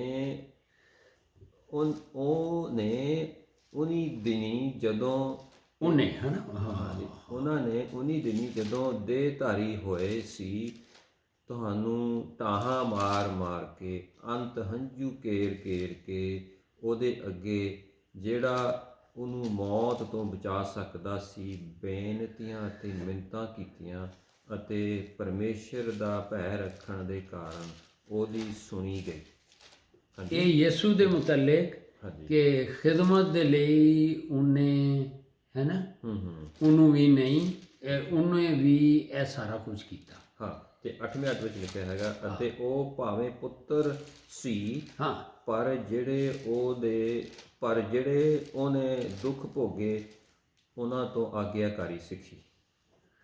ਹਾਂਜੀ, ਠੀਕ ਹੈ। ਹਾਂਜੀ, ਇਹ ਹੁਣ ਹੋ ਕੀ ਰਿਹਾ ਹੈ? ਹਾਂਜੀ, ਇਹ ਯਿਸੂ ਨੂੰ ਪਹਿਲੇ ਉਹਨੇ ਤਿਆਰ ਕੀਤਾ, ਤਾਂ ਉਹਨੇ ਮਿਨਿਸਟਰੀ 'ਚ ਲਿਆਂਦਾ। 30 ਸਾਲ ਲੱਗ ਗਏ, 30 ਇਅਰਸ। ਹੁਣ ਦੇਖੋ ਪਹਿਲਾ ਪਤਰਸ ਦੇ ਵਿੱਚ ਇੱਕ ਆਇਤ ਹੈਗੀ ਹੈ 2 ਦੀ 22 ਤੋਂ ਕੁਝ ਆਇਤਾਂ ਅੱਗੇ ਪੜ੍ਹ ਦਿਓ ਜੀ। ਪਹਿਲਾ ਪਤਰਸ 2 ਦੀ 22। ਇਹ ਯਿਸੂ ਮਿਸਾਲ ਹੈਗਾ। ਉੱਥੇ ਰੋ ਰੋ ਆਂਸੂ ਬਹਾ ਬਹਾ ਕੇ ਉਹਨੇ ਆਗਿਆਕਾਰੀ ਸਿੱਖੀ। ਅਸੀਂ ਤਾਂ ਨਹੀਂ ਸਿੱਖਣਾ ਚਾਹੁੰਦੇ, ਅਸੀਂ ਤਾਂ ਕਹਿੰਦੇ ਉੱਥੋਂ ਚੁੱਕੋ ਮਿਨਿਸਟਰੀਆਂ ਆਉਣ ਤੋਂ ਬੱਲੇ ਬੱਲੇ। ਇਸ ਤਰ੍ਹਾਂ ਨਹੀਂ ਹੁੰਦਾ। ਇਸ ਲਈ ਇਹ ਆਹਿਸਤਾ ਆਹਿਸਤਾ ਚੱਲਾਂਗੇ ਤੇ ਫਿਰ ਪ੍ਰੋਸੈਸਿਸ ਦੇਖਦੇ ਜਾਵਾਂਗੇ। ਠੀਕ ਹੈ। ਹਾਂਜੀ, ਆਪਾਂ ਦੇਖਦੇ ਹਾਂ ਜੀ ਪਹਿਲਾ ਪਤਰਸ 2 ਦੀ 22। ਹਾਂਜੀ, ਇਹਦੇ ਵਿੱਚ ਲਿਖਿਆ ਹੈਗਾ ਉਹਨੇ ਕੋਈ ਪਾਪ ਨਹੀਂ ਸੀ ਕੀਤਾ, ਯਿਸੂ ਨੇ, ਹੈ ਨਾ। ਹਾਂਜੀ, ਨਾ ਉਹਦੇ ਮੂੰਹ ਵਿੱਚੋਂ ਵੱਲ ਛਲ ਦੀ ਗੱਲ ਨਿਕਲੀ। ਅੱਛਾ, ਅੱਗੇ ਉਹ ਗਾਲੀਆਂ ਖਾ ਕੇ ਗਾਲੀ ਨਾ ਦਿੰਦਾ। ਇਹ ਮਾਫ ਕਰਨਾ, ਇਹਦਾ ਮਤਲਬ ਯਿਸੂ ਨੂੰ ਗਾਲਾਂ ਵੀ ਪੈਂਦੀਆਂ ਸਨ। ਉਹ ਹੈ, ਹਾਂਜੀ, ਹਾਂ, ਉਹ ਗਾਲਾਂ ਖਾ ਕੇ ਗਾਲੀ ਨਹੀਂ ਸੀ ਦਿੰਦਾ। ਹਾਂ, ਤੇ ਨਾ ਦੁੱਖ ਪਾ ਕੇ ਦਬਕਾ ਨਾ ਦਿੰਦਾ ਸੀ। ਭਾਈ ਮੈਂ ਤੇ ਪਰਮੇਸ਼ਵਰ ਹਾਂ, ਮੈਂ ਬੁਲਾਵਾਂ ਤੇ ਇੱਕ ਜਗ੍ਹਾ ਚੇਲਿਆਂ ਨੇ ਗੱਲ ਕੀਤੀ, ਉਹਨੇ ਕਿਹਾ 12 ਤੁਮਨ 12 ਲੀਜਨ ਯਾਨੀ 72,000 ਆ ਜਾਣਗੇ, ਬਿਸ਼ਤਰ ਜਾਂ ਫੌਜਾਂ ਆ ਜਾਣ। ਹਾਂਜੀ, ਲੇਕਿਨ ਨਹੀਂ, ਇਹ ਧੀਰਜ, ਓਬੀਡੀਐਂਸ, ਇਹ ਸਿੱਖਣਾ ਚਾਹੁੰਦੇ ਹਾਂ ਤਾਂ ਅਸੀਂ ਮਿਨਿਸਟਰੀ 'ਚ ਕਿ ਉਂਝ ਹੀ ਬਗੈਰ ਇਮਤਿਹਾਨ ਦਿੱਤੇ ਹੀ ਅਸੀਂ ਡਿਗਰੀ ਤਾਂ ਨਹੀਂ ਲੱਭਦੀ। ਹਾਂ, ਜੈਲੀ ਮਿਲ ਜਾਂਦੀ ਹੈ। ਸਗੋਂ ਆਪਣੇ ਆਪ ਨੂੰ ਉਸ ਦੇ ਹੱਥ ਸੌਂਪਦਾ ਸੀ ਜਿਹੜਾ ਯਥਾਰਥ ਨਿਆਂ ਕਰਦਾ ਹੈ। ਅੱਗੇ ਹਾਂ, ਇਹ 23ਵੀਂ ਹੋ ਗਈ ਜੀ। ਅੱਛਾ, ਹਾਂ, ਸੋ ਬਿਲਕੁਲ ਜੀ, ਆਪਾਂ ਪਰਮੇਸ਼ਰ ਨੇ ਜਦੋਂ ਇਸਤੇਮਾਲ ਕਰਨਾ ਤੇ ਫਿਰ 24 ਵੀ ਪੜ੍ਹ, ਮੈਂ ਕਿਹਾ ਠੀਕ ਹੈ ਜੀ। ਹਾਂਜੀ, ਫਿਰ ਕੀ ਕੀਤਾ? ਉਹ ਆਪ ਸਾਡੇ ਪਾਪਾਂ ਨੂੰ ਆਪਣੇ ਸਿਰ ਉੱਤੇ ਰੁੱਖ ਉੱਤੇ ਚੁੱਕ ਲਿਆ ਕਿ ਅਸੀਂ ਪਾਪ ਦੇ ਵੱਲੋਂ ਮਰ ਕੇ ਧਰਮ ਦੇ ਵੱਲੋਂ ਜੀਵੀਏ। ਹਾਂਜੀ, ਉਹਨੇ ਮਾਰ ਖਾਣ ਤੋਂ ਤੁਸੀਂ ਨਿਰੋਏ ਕੀਤੇ ਗਏ। ਸੋ ਇਹ ਇੱਕ ਲੈਵਲ ਬਣ ਰਿਹਾ। ਫਿਰ 25ਵੀਂ ਪੜ੍ਹ ਦਿਓ ਜੀ ਫਿਰ। ਠੀਕ ਹੈ ਸਰ। ਤੁਸੀਂ ਤਾਂ ਭੇਡਾਂ ਵਾਂਗੂ ਭਟਕਦੇ ਫਿਰਦੇ ਸੋ, ਪਰ ਹੁਣ ਆਪਣੀ ਜਾਨਾਂ ਦੇ ਅਯਾਲੀ ਅਤੇ ਨਿਗਾਹਬਾਨ ਦੇ ਕੋਲ ਮੁੜ ਆਏ ਹੋ। ਇਹ ਜੇ ਲੈਵਲ, ਹਾਂ ਜੇ ਯਿਸੂ ਦੇ ਧਾਰ ਕੇ ਆਇਆ ਤੇ ਉਹਨੇ ਇਹ ਸਾਰਾ ਕੁਝ ਕੀਤਾ। ਅੱਜ ਅਸੀਂ ਹਾਇਰ ਕਾਲਿੰਗ ਜਾਣ ਦੀ ਜਿਹੜਾ ਕਰ ਰਹੇ ਹਾਂ, ਸੋ ਪਾਕ ਰੂਹ ਤੇ ਪਿਤਾ ਪਰਮੇਸ਼ਵਰ ਯਿਸੂ ਦੇ ਵਰਗਾ ਬਣਾਉਣਾ ਚਾਹੁੰਦਾ ਹੈ। ਹੁਣ ਇਹਦੇ ਵਿੱਚ ਹਾਇਰ ਕਾਲਿੰਗ ਵਿੱਚ ਹੁੰਦਾ ਕੀ ਹੈ? ਹਾਇਰ ਕਾਲਿੰਗ ਵਿੱਚ ਇਹ ਵੇ ਕਿ ਬਹੁਤ ਸਾਰੇ ਮਸੀਹੀ ਜਿਹੜੇ ਨੇ ਉਹ ਆਪਣਾ ਪਲਾਨ ਬਣਾਉਂਦੇ ਨੇ। ਹਾਇਰ ਕਾਲਿੰਗ ਮਤਲਬ ਜਿਹੜੇ ਉੱਚੀ ਬੁਲਾਵਟ, ਪਬਲਿਕ ਸੈਕਟਰ ਉੱਤੇ ਜਿਹੜੀਆਂ ਉਹ 5 ਸੇਵਕਾਈਆਂ ਜਾਂ ਹੋਰ ਪਰਮੇਸ਼ਰ ਨੇ ਆਪਣੇ ਰਾਜ ਦੇ ਲਈ ਅੱਗੇ ਖੜਾ ਕਰਨਾ ਹੈ, ਤਿਆਰ ਕਰਨਾ, ਇਸਤੇਮਾਲ ਕਰਨਾ ਹੈ। ਉਹਦੇ ਲਈ ਪਹਿਲੇ ਤਿਆਰੀ ਤੇ ਹੋਣੀ ਚਾਹੀਦੀ ਹੈ। ਇਹ ਪਹਿਲੇ ਤਿਆਰੀ ਦੇਖ ਰਹੇ ਹਾਂ ਕਿਉਂਕਿ ਹਾਇਰ ਕਾਲਿੰਗ ਆ ਗਈ ਹੈ ਵਿੱਚ, ਉੱਚੀ ਬੁਲਾਹਟ ਆ ਗਈ ਹੈ। ਸੋ ਇਹਦੇ ਲਈ ਸਭ ਤੋਂ ਪਹਿਲੇ ਇਹ ਤਿਆਰੀ ਹੋਏਗੀ, ਫਿਰ ਉਹ ਗਿਫਟ ਅੱਗੇ ਕਨਵਰਟ ਹੋਣ ਦੇ ਵੀ ਤਰੀਕੇ ਨੇ। ਸੋ ਦੂਸਰੀ ਇਹ ਗੱਲ ਹੈ ਕਿ ਜੀ ਇਹ ਕਈ ਕ੍ਰਿਸਚਨ ਲੋਕ ਨੇ, ਬੌਰਨ ਅਗੇਨ ਨੇ, ਪਾਕ ਰੂਹ ਨਾਲ ਭਰੇ ਦੇ ਨੇ, ਉਹ ਆਪਣਾ ਪਲਾਨ ਬਣਾਉਂਦੇ ਨੇ, ਕਰਦੇ ਨੇ ਤੇ ਲੱਗ ਰਹੇ ਨੇ। ਇਸ ਕਾਲਿੰਗ ਵਿੱਚ ਜਿਹੜਾ ਬੰਦਾ ਆ ਜਾਂਦਾ ਹੈ, ਇਹ ਇੱਕ ਪਰਮੇਸ਼ਵਰ ਦਾ ਜਿਹੜਾ ਜੈਲਸੀ ਲਵ ਹੁੰਦਾ ਹੈ, ਕੀ ਉਹਨੂੰ ਕਹਿ ਲਓ, ਐਸਾ ਪਿਆਰ ਕਿ ਉਹ ਜਿਸ ਤਰ੍ਹਾਂ ਇੱਕ ਬੀਵੀ ਆਪਣੇ ਹਸਬੈਂਡ ਨੂੰ ਨਹੀਂ ਚਾਹੁੰਦੀ ਕਿ ਕਿਸੇ ਹੋਰ ਫੀਮੇਲ ਨਾਲ ਜੁੜਿਆ ਰਹੇ, ਇੱਕ ਲਵ ਦੀ ਗੱਲ ਹੈ, ਇੱਕ ਜੈਲਸੀ ਹੁੰਦੀ ਹੈ। ਇਸ ਤਰ੍ਹਾਂ ਪਾਕ ਰੂਹ ਖੁਦਾਵੰਦ ਜਿਹੜੇ ਵੀ ਇਸ ਕਾਲਿੰਗ ਵਿੱਚ ਆਉਂਦੇ ਨੇ ਉਹਨਾਂ ਨੂੰ ਆਪਣੇ ਘੇਰੇ 'ਚ ਲੈ ਲੈਂਦਾ, ਪਕੜ 'ਚ। ਹੁਣ ਕਈ ਚੀਜ਼ਾਂ ਮਿਸਾਲ ਦੇ ਤੌਰ 'ਤੇ ਕਿ ਉਹ ਲੋਕਾਂ 'ਚ ਬੈਠੇ ਨੇ, ਇਹਦੇ ਵਿੱਚ ਟਾਈਮ ਦਾ ਹਿਸਾਬ ਹੁੰਦਾ ਹੈ, ਪੈਸੇ ਦਾ ਹਿਸਾਬ ਦੇਖ ਰਿਹਾ ਹੁੰਦਾ ਹੈ, ਕਿਉਂਕਿ ਉਹ ਇੱਕ ਹਾਇਰ ਕਾਲਿੰਗ ਵਿੱਚ ਨੇ। ਇਸੇ ਤਰੀਕੇ ਨਾਲ ਜਿਸ ਤਰ੍ਹਾਂ ਆਰਮੀ ਦੇ ਵਿੱਚ ਬੈਠੇ ਦੇ ਨੇ ਆਰਮੀ ਵਾਲੇ ਵੀ, ਇਸ ਲਈ ਮਿਸਾਲ ਉਹ ਸ਼ੁਰੂ 'ਚ ਜਿਸ ਤਰ੍ਹਾਂ ਵੀ ਭਰਤੀ ਹੁੰਦੇ ਨੇ, ਸਿਪਾਹੀ ਹੋ ਗਏ, ਹਵਾਲਦਾਰ ਹੋ ਗਏ, ਉਹ ਜਿੱਥੇ ਮਰਜ਼ੀ ਢਾਬਿਆਂ 'ਤੇ ਖਾ ਖੂ ਲੈਂਦੇ ਨੇ ਜਾਂ ਜਿੱਥੇ ਵੀ। ਲੇਕਿਨ ਜਿਉਂ ਇਹਨਾਂ ਦੀ ਪ੍ਰਮੋਸ਼ਨ ਹੁੰਦੀ ਹੈ, ਇਹ ਮਤਲਬ ਹੈ ਕਿ ਇੱਕ ਕੈਪਟਨ ਔਰ ਜਾਂ ਉਹਨੂੰ ਕਹਿ ਲਓ ਜਰਨਲ ਬਣ ਜਾਂਦੇ ਨੇ, ਉਨਾ ਹੀ ਇਹਨਾਂ ਨੂੰ ਹੁੰਦਾ ਹੈ ਕਿ ਘੱਟ ਲੋਕਾਂ ਨੂੰ ਮਿਲਣਾ ਹੈ, ਐਵੇਂ ਨਹੀਂ ਸਾਰਿਆਂ ਨਾਲ ਹੱਥ ਮਿਲਾਣੇ। ਇਹ ਗੱਲ ਕਰ ਰਹੇ ਹਾਂ, ਜਾਂ ਉਹਨਾਂ ਦਾ ਦਾਇਰਾ ਬੜਾ ਤੰਗ ਹੋ ਜਾਂਦਾ ਹੈ। ਹੁਣ ਇਸ ਲੈਵਲ 'ਤੇ ਆਣ ਕੇ ਇਹ ਪਵਿੱਤਰ ਆਤਮਾ ਉਹੀ ਕੰਮ ਸ਼ਾਇਦ ਦੂਸਰੇ ਮਸੀਹੀ ਕਰ ਰਹੇ ਨੇ, ਉਹ ਵੀ ਖਿਦਮਤ ਵਿੱਚ ਨੇ, ਉਹਨਾਂ ਨੂੰ ਕੋਈ ਨਹੀਂ ਪੁੱਛ ਰਿਹਾ, ਇੱਧਰ ਜਨਾਬ ਨਹੀਂ, ਤੂੰ ਉੱਠ, ਇੱਥੇ ਕਈ ਟਾਈਮ ਜ਼ਾਇਆ ਕਰ ਰਹੇ ਆ, ਉੱਠ, ਤੂੰ ਐਸ ਕਰਨਾ, ਇਹ ਕਰਨਾ, ਉਹ ਕਰਨਾ। ਬੰਦਾ ਕਹਿੰਦਾ ਯਾਰ ਇਹ ਕੀ ਹੋ ਗਿਆ, ਮੈਂ ਮਿਹਨਤ ਕਰ ਰਿਹਾ, ਰਿਵਾਰਡ ਕੋਈ ਹੋਰ ਲਈ ਆ ਰਿਹਾ। ਅਲਾਓ ਕਰਦਾ ਹੈ ਕੀ ਸਿਖਾਉਣ ਲਈ? ਕਰੂਸੀਫਿਕਸ਼ਨ ਤੇ ਆਗਿਆਕਾਰੀ ਦੇ ਤਜਰਬੇ ਦੇ ਲਈ। ਹੁਣ ਉਹ ਪਾਕ ਰੂਹ ਤੇ ਫਿਰ ਇੰਝ ਹੀ ਹੋ ਜਾਂਦਾ, ਤੁਸੀਂ ਉਹਦੇ ਘੇਰੇ 'ਚ ਹੋ, ਉਹ ਤੇ ਤੁਹਾਡਾ ਟੁਰਨਾ, ਉੱਠਣਾ, ਬਹਿਣਾ ਉਹਦੀ ਮਰਜ਼ੀ ਨਾਲ ਹੈ, ਉਹਦੇ ਪਲਾਨ ਦੇ ਮੁਤਾਬਿਕ। ਇਹਨੂੰ ਕਹਿੰਦੇ ਨੇ ਹਾਇਰ ਕਾਲਿੰਗ ਹੈ। ਤਾਂ ਇਹ ਅੱਗੇ ਜਾ ਕੇ ਪਬਲਿਕ ਮਿਨਿਸਟਰੀਜ਼ ਦੇ ਵਿੱਚ ਬੰਦਾ ਚੱਲ ਸਕਦਾ ਹੈ। ਮਿਸਾਲ ਦੇ ਤੌਰ 'ਤੇ ਉਹ ਤੁਹਾਡੀ ਬੋਲਣੇ 'ਚ, ਤੁਹਾਡੇ ਸੁਣਨੇ 'ਚ, ਤੁਹਾਡੇ ਦੇਖਣੇ 'ਚ, ਤੁਹਾਡੀ ਲੋਕਾਂ ਨਾਲ ਮਿਲਣੇ ਦੇ ਵਿੱਚ ਵੀ ਉਹ ਬਹੁਤ ਸਖਤੀ ਕਰ ਦੇਗਾ। ਔਰ ਉਹ ਦੂਸਰੇ ਜਿਹੜੇ ਨੇ ਉਹ ਆਪਣਾ ਇੰਜੋਏ ਕਰ ਰਹੇ ਨੇ, ਉਹ ਜਿਹੜਾ ਕੰਮ ਕਰਦੇ ਨੇ ਉਹ ਬੜੀ ਬੱਲੇ ਬੱਲੇ, ਇੱਧਰ ਕੋਈ ਕਰ ਰਹੇ ਹੋ, ਕੁਛ ਵੀ ਨਹੀਂ ਹੋ ਰਿਹਾ। ਇਸ ਲਈ ਕਿ ਉਹ ਇਹ ਹੀ ਹੈ ਕਿ ਕਰੂਸੀਫਿਕਸ਼ਨ ਤੇ ਉਹਦਾ ਤਜਰਬੇ 'ਚ ਲਿਆਉਣਾ ਚਾਹੁੰਦਾ ਹੈ, ਕਿਉਂਕਿ ਉਹ ਚਾਹੁੰਦਾ ਹੈ ਕਿ ਕੀ ਸੀ ਮਤੀ 6 ਦੀ 32 ਤੇ 33।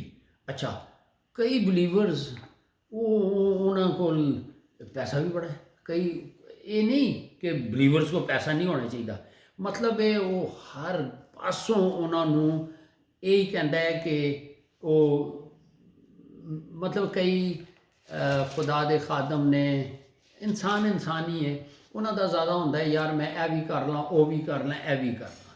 ਲੇਕਿਨ ਇਸ ਕਾਲਿੰਗ ਦੇ ਵਿੱਚ ਉਹ ਸਾਰੀਆਂ ਉਹ ਆਸਮਾਨੀ ਚੀਜ਼ਾਂ ਦਾ, ਕਿਉਂਕਿ ਦੇਖੋ ਇੱਕ ਗੱਲ ਬੜੀ ਪੱਕੀ ਜੇ, ਜੋ ਆਸਮਾਨ ਨੂੰ ਦੇਖਣਾ ਨਾ ਤੇ ਇੱਥੇ ਧਰਤੀ ਤੇ ਰਹਿ ਕੇ ਅਸੀਂ ਉਹਦੀ ਸਾਰਾ ਕੁਝ ਦੇਖ ਸਕਨੇ ਹਾਂ। ਇਹ ਨਹੀਂ ਕਿ ਉੱਤੇ ਜਾਵਾਂਗੇ ਤੇ ਦੇਖਾਂਗੇ, ਨੋ। ਇਹ ਜਗ੍ਹਾ ਵੇ ਜਿੱਥੇ ਅਸੀਂ ਐਕਸਪੀਰੀਅੰਸ ਕਰਨਾ ਹੈ ਕਲਾਮ ਦੇ ਮੁਤਾਬਿਕ। ਸੋ ਇਹ ਨਹੀਂ ਕਿ ਜੀ ਉੱਤੇ ਜਾਵਾਂਗੇ ਉੱਤੇ ਚੀਜ਼ਾਂ, ਇੱਥੇ ਹੀ ਇਸ ਕਲਾਮ ਵਿੱਚ ਸਾਰਾ ਕੁਝ ਲਿਖਿਆ ਹੈ ਔਰ ਇੱਥੇ ਹੀ ਅਸੀਂ ਆਸਮਾਨ ਦੀ ਤਿਆਰੀ ਕਰਨੀ ਹੈ, ਜਾਂ ਨਏ ਯਰੂਸ਼ਲਮ ਜਿਹੜਾ ਇੱਥੇ ਹੀ ਹੋਣਾ ਹੈ, ਜਾਂ ਹੈ ਨਾ, ਠੀਕ ਹੈ। ਸੋ ਉਹ ਆਇਤ ਪੜ੍ਹ ਦਿਓ। ਕਿਹੜਾ ਜੀ? ਪਹਿਲਾ ਕਰੰਥੀਆਂ 6 ਦੀ ਸੌਰੀ ਪਹਿਲਾ ਮੱਤੀ 6 ਦੀ 32-33 ਹਾਂ, ਉਹ ਦੇਖੋ। ਓਕੇ, ਹਾਂਜੀ। ਮੱਤੀ 6 ਦੀ 32-33 ਵਿੱਚ ਇਸ ਤਰ੍ਹਾਂ ਲਿਖਿਆ ਹੈ ਜੀ, 6 ਦੀ 32-33, ਹਾਂਜੀ। ਪਰਾਈਆਂ ਕੌਮਾਂ ਦੇ ਲੋਕਾਂ ਤਾਂ ਇਹਨਾਂ ਸਭਨਾਂ ਵਸਤਾਂ ਨੂੰ ਭਾਲਦੇ ਹਨ, ਕਿਉਂ ਜੋ ਤੁਹਾਡਾ ਸੁਰਗੀ ਪਿਤਾ ਜਾਣਦਾ ਹੈ ਜੋ ਤੁਹਾਨੂੰ ਇਹਨਾਂ ਸਭਨਾਂ ਵਸਤਾਂ ਦੀ ਲੋੜ ਹੈ, ਪਰ ਤੁਸੀਂ ਪਹਿਲਾਂ ਉਹਦੇ ਰਾਜ ਅਤੇ ਉਹਦੇ ਧਰਮ ਨੂੰ ਭਾਲੋ ਤਾਂ ਤੁਹਾਨੂੰ ਇਹ ਸਾਰੀਆਂ ਵਸਤਾਂ ਵੀ ਦਿੱਤੀਆਂ ਜਾਣਗੀਆਂ। ਪੁੱਠਾ ਹੋ ਗਿਆ ਕੰਮ। ਹਾਂ, ਅਸੀਂ ਪਹਿਲੇ ਦੁਨਿਆਵੀ ਚੀਜ਼ਾਂ ਦਿੱਤੀਆਂ ਜਾਊਗੀਆਂ, ਪਰ ਪਹਿਲਾਂ ਉਹਦੇ ਰਾਜ ਦੀ ਖੋਜ ਕਰੋ। ਤੇ ਉਸ ਪੈਕੇਜ ਵਿੱਚ ਇਹ ਵੀ ਆਣਗੀਆਂ, ਕਿਉਂਕਿ ਬਾਈਬਲ ਵਿੱਚ ਲਿਖਿਆ ਹੈ ਜ਼ਮੀਨ ਦੇ ਵਾਰਿਸ ਹੋਣਗੇ ਮੁਬਾਰਕ ਖੁਦਾਵੰਦ ਦੇ। ਤੇ ਇਹ ਅਸੀਂ ਉਸ ਬਾਪ ਦੇ ਬੱਚੇ ਹਾਂ ਜਿਹਦੇ ਕੋਲ ਹਰ ਚੀਜ਼ ਹੋਣੀ ਚਾਹੀਦੀ ਹੈ, ਲੇਕਿਨ ਉਹਦੇ ਇਸਤੇਮਾਲ ਠੀਕ ਹੋਣੇ ਚਾਹੀਦੇ, ਠੀਕ ਹੈ। ਬਿਲਕੁਲ। ਸੋ ਇਹ ਵੇ ਕਿ ਉਹ ਕਹਿੰਦਾ ਹੈ, ਇਹ ਅਗਰ ਇਹ ਮਤੀ 6 ਬਾਬ ਵਿੱਚ ਵੇਖੋ ਨਾ, ਇਹ ਸਾਰੀ ਦੁਨੀਆ ਦੀਆਂ ਗੱਲਾਂ ਨੇ।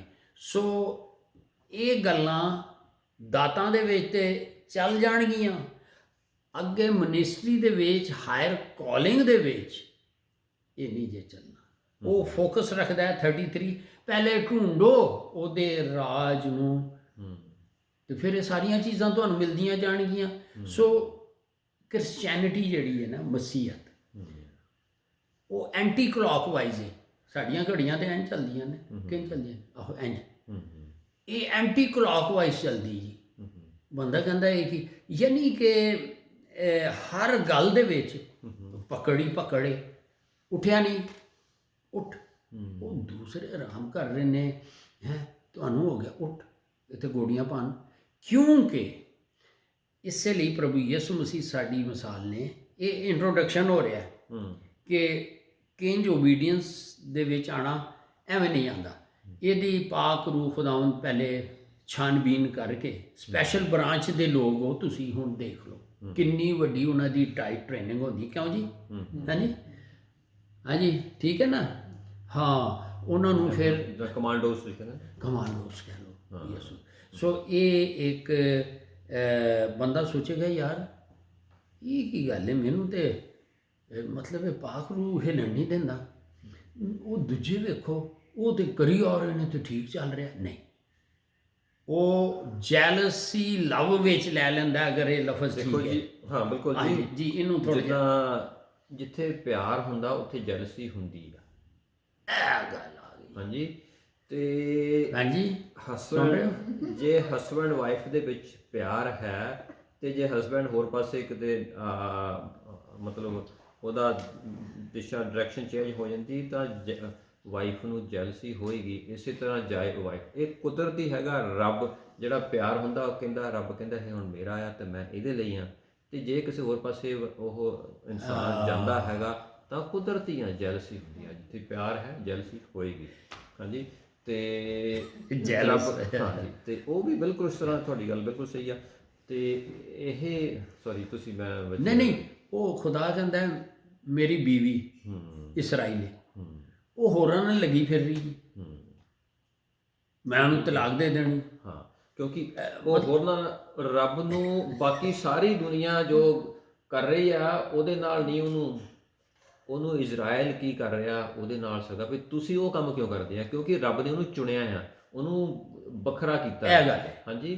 ਤੇ ਉਹਨੂੰ ਕਹਿੰਦਾ ਤੂੰ ਮੇਰੀ ਅੱਖ ਦੀ ਪੁਤਲੀ ਆ, ਬਣਾ ਲਿਆ ਆ। ਇੰਨਾ ਉਹਨੂੰ ਪਿਆਰ ਕਰਦਾ। ਤੇ ਰੱਬ ਵੀ ਚਾਹੁੰਦਾ ਵੀ ਤੁਸੀਂ ਬਾਕੀ ਦੁਨੀਆ ਦੇ ਮਗਰ ਜੋ ਨੱਠ ਰਹੀ ਆਸੇ ਪਾਸੇ, ਉੱਧਰ ਨਾ, ਤੁਸੀਂ ਮੇਰੇ ਕੋਲ ਆਓ। ਮੇਰੇ ਇਹ ਜੈਲਸੀ ਜਿੱਥੇ ਹੋਊਗੀ, ਜੈਲਸੀ ਪਿਆਰ ਜੈਸਲੀ ਇਹ ਇਕੱਠਾ ਹੀ। ਦੇਖੋ ਅਸੀਂ रूहानी इसराइल, कैसा पॉइंट खादम ने देता है ਇਫਸੀਆਂ 3 ਦੀ 6 ਪੜੋ। ਇਹ ਟਾਈਟਲ ਇਫਸੀਆਂ 6 ਦੀ 3 6 ਦੀ 3 ਨਹੀਂ 3 ਦੀ 6 ਗਲਤੀਆਂ 3 ਦੀ 14 ਤੇ ਗਲਤੀਆਂ 3 ਦੀ 29 ਇਹ ਪੜ੍ਹ ਦਿਓ। ਇਹ ਜੇ ਇੱਕ ਮਸੀਹੀ ਦਾ ਲੈਵਲ, ਇੱਕ ਮਸੀਹੀ ਜਿਹੜਾ ਕਿ ਉਹਨੇ ਆਪਣੀ ਚੁਣੀ ਹੋਈ ਕੌਮ ਬਣੀ ਇਸਰਾਈਲ ਦੇ ਨਾਲ ਕੀਤੀ ਹੈ। ਅੱਜ ਉਹ ਜਿਹੜੇ ਯਿਸੂ ਦੇ ਖੂਨ ਖਰੀਦੇ ਨੇ, ਇਹ ਜੈਲਸ ਗੋਡ ਹੈਗਾ। ਜੈਲਸ ਮੀਨਸ ਅਣਖ ਰੱਖਣੇ ਵਾਲਾ, ਬਿਲਕੁਲ ਗਯੂਰ ਖੁਦਾ ਹੈ। ਉਹ ਕਹਿੰਦੇ ਨੇ ਨਾ ਨਾ। ਇਸ ਲਈ ਦੇਖੋ ਦੁਨੀਆ ਕੁਝ ਕਰਦੀ ਰਹਿੰਦੀ ਹੈ, ਉਹ ਬੜੇ ਕਾਮਯਾਬ ਨੇ, ਉਹਨਾਂ ਕੋਲ ਸਾਰਾ ਕੁਝ ਹੈ, ਲੇਕਿਨ ਸਾਨੂੰ ਇਹ ਨਹੀਂ ਕਿ ਕ੍ਰਿਸਚਨ ਲੋਕ ਗਰੀਬ ਹੁੰਦੇ, ਅਸੀਂ ਤਾਂ ਉਸ ਬਾਪ ਦੇ ਬੇਟੇ ਹਾਂ, ਲੇਕਿਨ ਤਰੀਕਾ ਹੋਰ ਹੈ। ਹਾਂਜੀ, ਆਪਾਂ ਦੇਖ ਰਹੇ ਹਾਂ ਜੀ ਆਸਮਾਨ ਦੇ ਖਜ਼ਾਨੇ ਦੇਣਾ ਚਾਹੁੰਦਾ ਹੈ। ਆਪਾਂ ਦੇਖ ਰਹੇ ਹਾਂ ਜੀ ਜੋ ਜੀ ਜਿਹੜੇ ਗਿਫਟਸ, ਰੂਹਾਨੀ ਗਿਫਟ ਹਨ, ਜੋ ਕਾਲਿੰਗ ਹਨ, ਉਹਨਾਂ ਨੂੰ ਸੇਵਕਾਈ ਦੇ ਵਿੱਚ ਕਿਸ ਤਰ੍ਹਾਂ ਤਬਦੀਲ ਹੁੰਦਾ ਹੈ। ਹਾਂ ਜਿਹੜੇ ਜੀ ਹਾਂਜੀ, ਤੇ ਆਪਾਂ ਪੜ੍ਹਦੇ ਹਾਂ ਜੀ ਇਫਸੀਆਂ 3 ਦੀ 6 ਉਸ ਵਿੱਚ ਲਿਖਿਆ ਹੈ, ਅਰਥਾਤ ਇਹ ਕਿ ਮਸੀਹੀ ਵਿੱਚ ਖੁਸ਼ਖਬਰੀ ਦੁਆਰਾ ਪਰਾਈਆਂ ਕੌਮਾਂ ਦੇ ਲੋਕ ਸੰਗੀ ਅਧਿਕਾਰੀ ਤੇ ਦੋ ਇੱਕੋ ਦੇਹੀ ਦੇ ਤੇ ਵਾਅਦੇ ਦੇ ਸਾਂਝੀ ਹਨ। ਹਾਂਜੀ, ਤੇ ਪ੍ਰੋਸੈਸ ਦੇ ਵਿੱਚ ਆਪਾਂ ਦੇਖ ਰਹੇ ਹੈਗੇ ਹਾਂ ਜੀ ਜਿਹਨੂੰ ਰੱਬ ਨੇ ਇਸਤੇਮਾਲ ਕਰਨਾ ਹੈ ਨਾ, ਪਹਿਲਾਂ ਉਹਨੇ ਅੱਗ ਵਿੱਚੋਂ ਦੀ ਕੱਢਣਾ ਹੈ। ਹਾਂਜੀ, ਉਹਦੇ ਵਿੱਚ ਜੋ ਵੀ ਮਿਲਾਵਟ, ਜੋ ਵੀ ਇੰਪਿਓਰਿਟੀਜ਼ ਹੈਗੀ ਆ, ਉਸ ਨੂੰ ਕੱਢਣਾ ਆ। ਹਾਂਜੀ, ਤਾਂ ਉਹ ਆਪਣੇ ਲੈਵਲ ਤੇ ਲਿਆਏਗਾ। ਤੇ ਜਿੰਨੀ ਵੱਡੀ ਕਾਲਿੰਗ ਹੈ, ਤੁਸੀਂ ਕਿਹਾ ਹਾਇਰ ਕਾਲਿੰਗ, ਉਹਨਾਂ ਦਾਇਰਾ ਟਾਈਟ ਹੈ, ਉਹਨਾਂ ਹੀ ਅੱਗ ਦੇ ਵਿੱਚੋਂ ਦੀ ਸੇਕ ਵੀ ਜ਼ਿਆਦਾ ਕੱਢਣਾ ਆ, ਲੱਗਣਾ ਜ਼ਿਆਦਾ ਹੈਗਾ ਆ। ਹਾਂਜੀ, ਤੇ ਉਹਨੂੰ ਰੱਬ ਨੇ ਸੋਨਾ ਬਣਾਉਣਾ। ਤੇ ਜਿਹੜਾ ਰੱਬ ਦਾ ਮਿਆਰ ਹੈਗਾ ਨਾ, ਉਹ ਹੈਗਾ ਅਸੀਂ ਆਪਣੇ ਆਪ ਨੂੰ ਮਾਰਨਾ, ਆਪਣੀ ਖੁਦੀ ਨੂੰ, ਆਪਣੀ ਮੈਂ ਨੂੰ ਮਾਰਨਾ, ਇਨਕਾਰ ਕਰਨਾ। ਹਾਂਜੀ, ਪੌਲੁਸ ਕਹਿੰਦਾ ਹੁਣ ਮੈਂ ਤਾਂ ਮਰ ਗਿਆ, ਮਸੀਹ ਮੇਰੇ ਮਸੀਹ ਆ ਜਿਹੜਾ ਮਰ ਗਿਆ, ਜਿਹਦੀ ਮੈਂ ਮਰ ਗਈ, ਜਿਹੜਾ ਖੁਦ ਮਰ ਗਿਆ, ਉਹਨੂੰ ਜਿੱਦਾਂ ਤੁਸੀਂ ਕਿਹਾ ਸੀਗਾ, ਉਹਨੂੰ ਚਾਹੇ ਮੁਰਦੇ ਨੂੰ ਚਾਹੇ ਠੁੱਡਾ ਮਾਰੀ ਚੱਲੋ, ਚਾਹੇ ਗਾਲਾਂ ਕੱਢੋ, ਮੁਰਦਾ ਉੱਠ ਕੇ ਖੜਾ ਨਹੀਂ ਹੁੰਦਾ, ਓਏ ਤੂੰ ਮੈਨੂੰ ਗਾਲਾਂ ਕੱਢਿਆ, ਤੂੰ ਮੈਨੂੰ ਹਾਂ ਕੀ ਬੋਲਿਆ।